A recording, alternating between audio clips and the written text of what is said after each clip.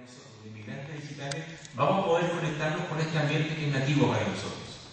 Esta es una conversación que a mí me parece muy interesante desde el punto de vista académico y que casualmente un destacado, muy buen amigo y un destacado académico de esta universidad también, Alejandro Pichitegui, resolvía con el siguiente paradigma. Decía que en realidad los educadores que utilizan tecnología de la información para mejorar sus procesos de enseñanza y aprendizaje podrían ser categorizados en una tercera categoría, en un tercer estadio, que es de colonos. No son inmigrantes ni son digitales, o pueden ser inmigrantes, pero lo que hacen es avanzar en un territorio desconocido, en donde se van a sentar y van a generar una identidad propia en ese territorio. Porque viajan a ese territorio, que es el digital, con ciertas características que les son propias, con cierta pertinencia, porque les interesa ese nuevo territorio en función de objetivos anteriores al de ese nuevo territorio. Colonizar digitalmente con las tecnologías el aula representa eso. Representa entonces la forma como nosotros transformamos la oportunidad de las tecnologías en recursos que son interesantes y relevantes para objetivos mayores que están asociados a problemáticas de la calidad o problemáticas de la educación. Por eso, yo creo que la reflexión respecto al uso de las tecnologías en la educación, cómo y qué evaluamos, debiera partir de la pregunta más básica. Y aquí insisto, perdónenme el sesgo de la coyuntura en que vivo en Chile, pero la pregunta más básica no es sobre tecnología. La pregunta más básica es cuáles son los principales problemas que estamos viviendo educativamente en nuestro país. Y si en esta colonización de lo digital podemos encontrar respuesta a esos problemas. El problema, en mi opinión, no es cuántos alumnos por computadora hay en el aula, siendo algo que es absolutamente deseable e importante. Y en términos de inclusión y de equidad y de democratización, me parece algo loable. Sin embargo, cuando ponemos el problema en el contexto educativo, el problema sigue siendo identificar qué queremos resolver con el uso de las tecnologías en el aula.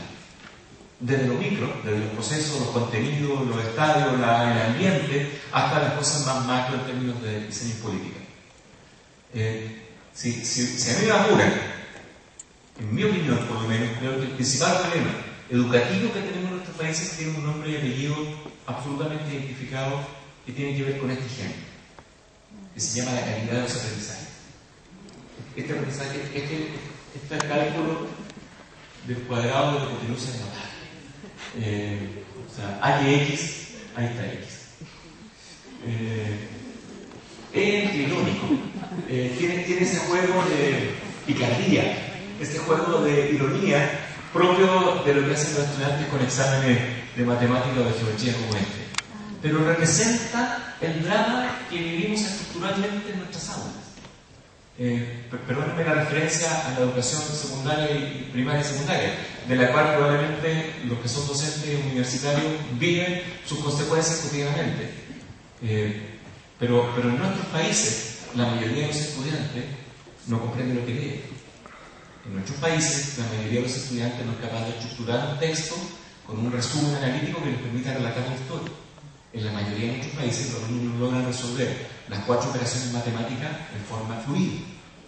En la mayoría de nuestros países los alumnos tienen problemas de hábito, de concentración, de resolución de problemas, de análisis científico, de método científico, etc. Y eso genera una mochila, un lastre permanente en los procesos educativos. Con eso convivimos. El problema tiene raíces estructurales, pero en mi opinión, si es que no atacamos y no ponemos como norte esa dificultad en la incorporación de la tecnología, empieza a perder sentido. O al menos empieza a perder sentido educativo. Siguiendo esta lógica, cuando uno mira cuáles son las variables que están incidiendo en la calidad de los aprendizajes, una forma de estructurar simple tiene que ver con este análisis de José Joaquín Brunner, que señala, mira, aquí hay 3 formas de explicar por qué un alumno no tiene el desempeño académico que debiéramos esperar. Uno tiene que ver con su capital social cultural. O sea, un alumno que proviene de una familia que tiene un hábito lector, que tiene ciertas conversaciones culturalmente adecuadas, en donde observa que sus referentes paternales, el padre y la madre, tienen cálculos matemáticos y sacan las cuentas domésticas, en fin, y hay acceso a la literatura o al menos al periódico con cierta frecuencia, es distinto a un lugar donde eso no ocurre. Hay otros factores que tienen que ver con la calidad de nuestros docentes, porque si los docentes dominan las materias, tienen las competencias adecuadas para poder administrar los procesos educativos, que ese mismo problema si la escuela tiene las condiciones, si es que la relación de alumnos por estudiantes, por profesores es la adecuada, etc. Y otras que son más macroinstitucionales. O sea, si el currículum que hoy día las políticas públicas presentan como indicativo y como mandatorio, son currículos adecuados, si es que las competencias que se están viviendo, si es que existe lo adecuado, organización y administración de la enseñanza. Cuando uno mira esto, que es muy simple, sobre esto podríamos tener un par de seminarios más importantes que creo que son el tipo de conversaciones que en educación tenemos que tener rápidamente, entender por qué no se está produciendo la calidad de aprendizaje. Si uno mira en este escenario, ¿dónde estamos insertando tecnología? La primera respuesta obvia es que le estamos insertando fuertemente hoy día en la escuela.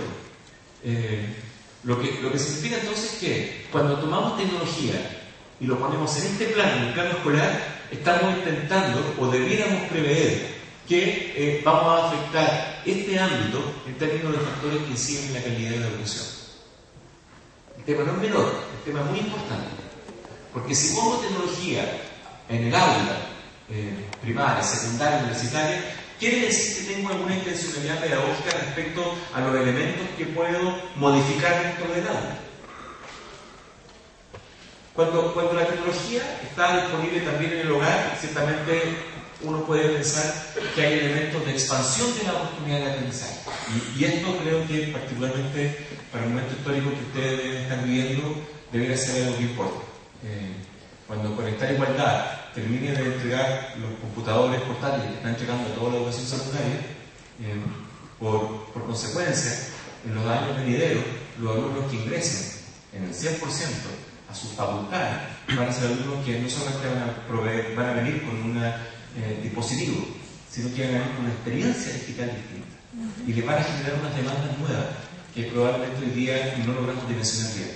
Cuando el 100% de los alumnos del primer año cuenten no solamente con el dispositivo, que a mi juicio es lo más importante, sino que con el hábito de utilizar tecnología para preparar sus clases, para buscar contenidos, para intercambiar con otros, lo que se produce ahí es una expansión, una ampliación de los espacios de aprendizaje que tenemos que empezar a gestionar. La pregunta de esta presentación es ¿qué evaluar? Yo creo que lo primero que tenemos que evaluar en este sentido es cuál es el real impacto que se está produciendo en la ampliación de los espacios de aprendizaje. Si las tecnologías están potenciando que nuestros estudiantes tengan ambientes de experimentación, de conocimiento, de acceso a la información y finalmente de aprendizaje más allá que lo que nosotros tenemos regularmente estructurados. ¿Qué pasa con un estudiante que busca información complementaria en la Wikipedia? Y esto es una discusión que creo que fundamentalmente en el mundo académico nos cuesta mucho. Nosotros no tenemos ninguna posibilidad de apagar la Wikipedia.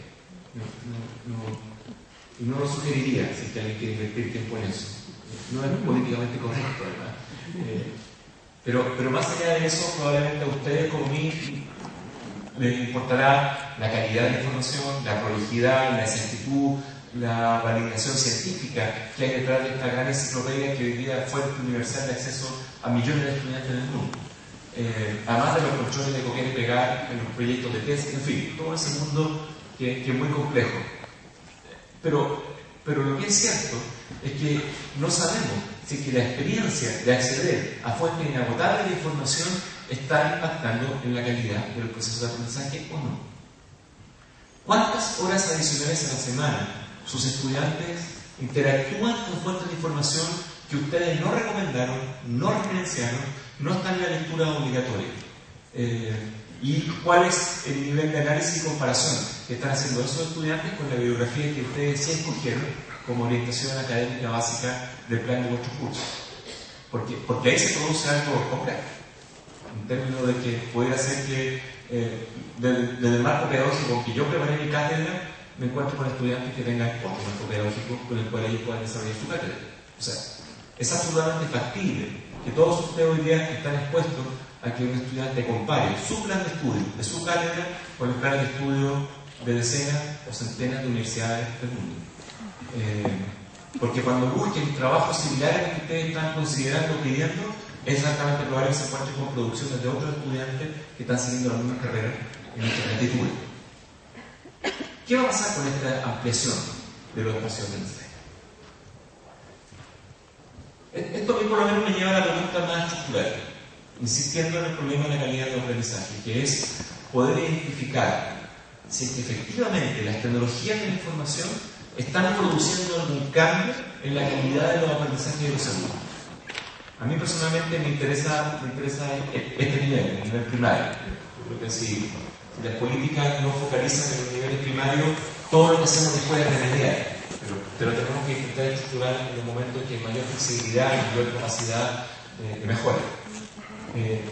Y aquí, lo que yo conozco, lo que a mí me ha tocado participar tanto en diseños de políticas como en investigaciones, es que hay una buena y una mala noticia, que se resume en la misma oración: no se sabe.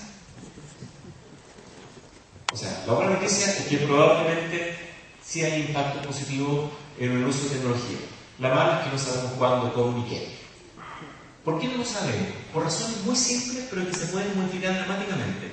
Primero, porque cualquier resultado de aprendizaje no es univariable.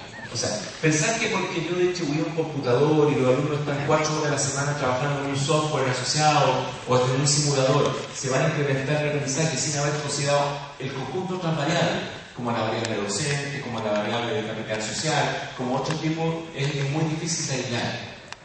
Incluso hasta puede ser poco ético en el momento de hacer investigación más sofisticada. Yo trato de tener grupos control donde los niños los priven de ciertos recursos para poder validar si es que hay algún control de error que me permita validar si es que esta es la asociación más directa.